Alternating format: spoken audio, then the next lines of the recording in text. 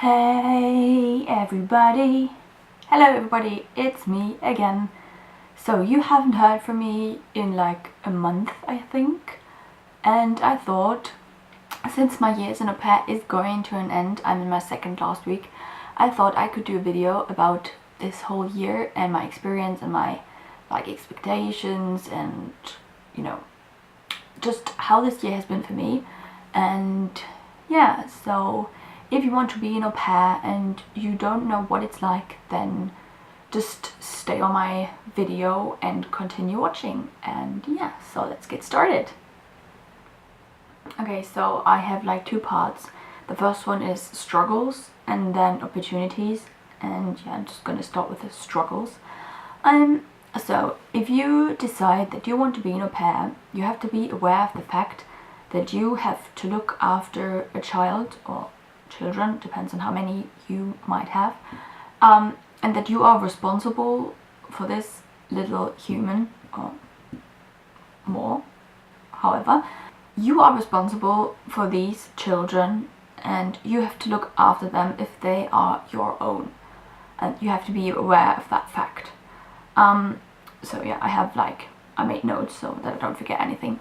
And yeah, so mostly, I mean, it depends on the family, but mostly you don't have to just look after the child, you have to do housework as well. So for example, I have to do like ironing and wash the clothes and stuff like that, and like do the groceries. Depends on the family, but that's mostly the case. And then the next thing is that you, in 90 of 100 cases, you have to drive. Wherever you are, you have to drive, and you have to be a safe driver, let's call it that. So I'm here in England, and as you all know probably, in England they drive on the other side of the street. Same they do in Australia, New Zealand, I think. Yeah, Australia and New Zealand is the same. So you have to like really be concentrated and safe on the driving, because you have the child in the back and you don't want to have an accident. Like, trust me, you don't. So the next thing is,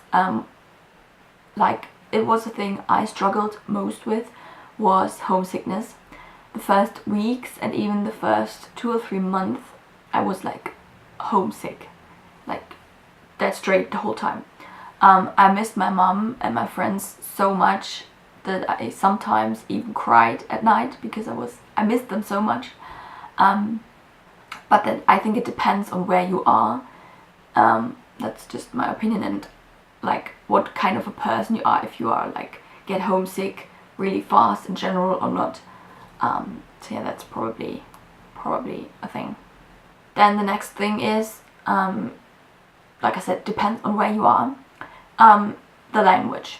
If you are in a country that speaks English and you speak English, that might not be a problem, but some people are au pairs in, I don't know, France or Spain or wherever, and you can't always speak the language they speak there, so you have to learn the language at first, and this might be a struggle to understand the children, because if they don't speak your language, or maybe English, you can't really talk with them and you don't understand what they want and what they want to tell you.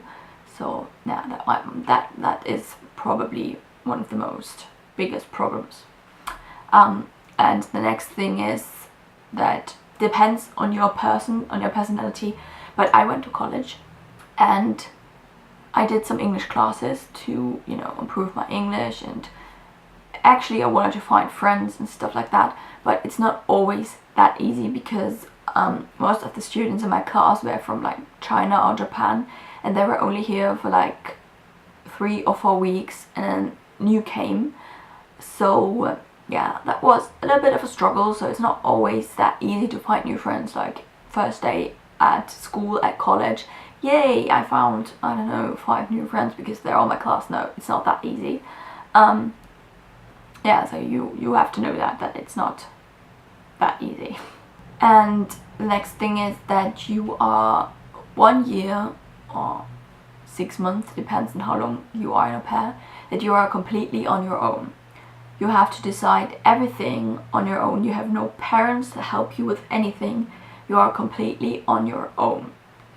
That is a good thing on one hand, but it might be a struggle on the other hand, because you're not used to it. You might be not used to it. Like when you're home, you can ask your mom or your parents for help and everything. I mean, you can still ask them, but they can't really do anything when they're in another country. So yeah, I don't know. Yeah, but that is like an opportunity and a struggle on both sides, because you know, you have to decide everything on your own, and you own independence. So that's what I see, and that's what I learned. I'm more independent than last August when I came here, because I applied to college on my own. I'm driving here alone. I applied for my CAE alone. I did everything on my own. So yeah, I'm definitely more independent now. So now we're on the opportunity side. There are a few things too. So one thing that is like really good is that you have a chance to travel. Depends where you are, but you mostly have free time and time enough to travel. So I'm here in England. I've been to London like many times, and London is my favorite city. So you have a chance. And I've heard from friends that were in like America and Australia that they had like really good chances to travel, and they were like all around, and they did road trips and everything. So you definitely have a chance to travel and see the country you're in. Then what I spoke about in struggles is the new language. Yeah, you might not speak the language at the beginning, but you definitely are going to speak the language when you leave, because when the family can't speak English and they have to speak to you in the language they speak in, like the land you're in, you're definitely going to learn the language. So that's a plus. You're going to learn a new language. Woo! Then you learn and see a new culture. That's what I learned and found out, that England, some people might think that England and Germany isn't that different, but in some cases it totally is. For example, you know, the food. The food is similar, but it's still different, and the driving completely different. And I struggled a lot, but now let's say I'm a good driver here in England. So yeah, if anyone needs a ride over here, just call me. And then one of the really important thing is that you learn what it's like to look after a child. So for example, when I came here, I thought it would be like dead easy. Like I have two little siblings and I have two little cousins, so I thought, okay, I looked after them, I know what it's like. But it's not. It's completely different, because you are related to your siblings, cousins, whatever, but to this child you aren't, so it's different, and they don't know you. So that's a tip I would like give people who want to be an au pair. Try to like talk to the children too, because if you don't know the children and you come here for the first time, that's what I had to do. I had to work like the first day I came here, and I didn't know this child at all, and it was like really hard because the child didn't know me too. So yeah, we had a lot of struggles, because you know, the first days and what it's like and everything. So it was a little bit hard, but it's okay now. So that's a tip I would give everyone who wants to be an au pair. Talk to the children too, so you get to know them at least a little bit. And now the last thing is, I talked about this in struggles as well, but it's definitely a good thing when you find when you find new friends here. So I found new friends here, three. Two other au pairs, and one girl I met at a concert, and we met a few times and stuff. But if you find friends in this country, it's good, because like mostly they speak the language, so you can keep in touch with them and like contain the language you speak.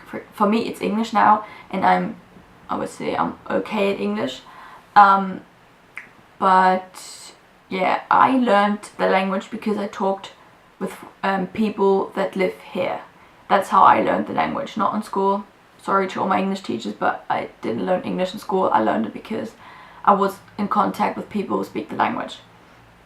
So that is definitely a plus if you know people from countries that speak the language you're learning at the moment. Yeah. So these are the things I want to talk about. If you have any questions, just put them in the comments and I'll answer them. But yeah, these are the things that I can think of right now. But yeah, if you have any questions, just ask me in the comments and I'll answer them. So yeah, if you like this video, don't forget to like and subscribe down below. And yeah, I guess I'll see you in my next video. Yeah, bye!